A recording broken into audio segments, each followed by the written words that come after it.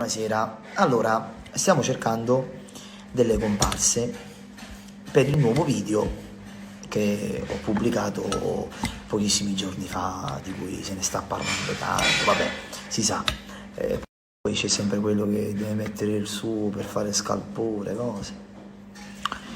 Noi cantiamo e un cantante deve raccontare tutte le storie e io racconto le mie tranquillamente e nelle mie canzoni scrivo e faccio quello che voglio, si è capito, no?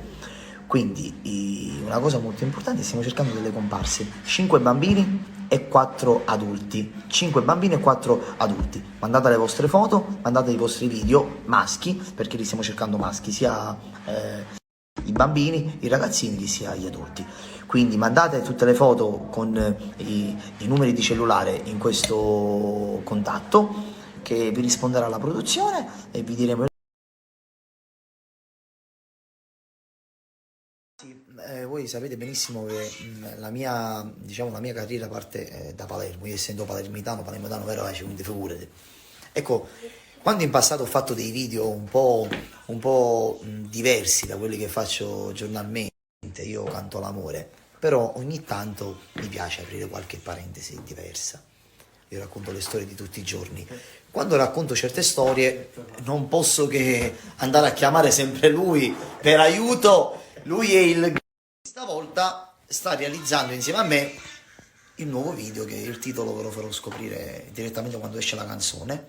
È una cosa molto importante, ma soprattutto ci saranno degli attori importanti, perché non sarà un video come tutti gli altri, sarà un video un po' particolare. Particolare è la storia, ma particolare è anche il contesto. Perché? Perché ci saranno degli attori importanti, degli attori di nome soprattutto.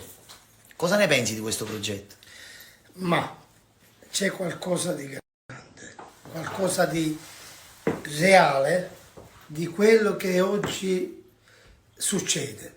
Grazie a te, che tu sei l'autore, tu sei l'attore principale.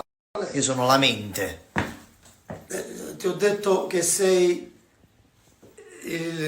l'autore già. L'autore è un po' troppo bravo, la mente.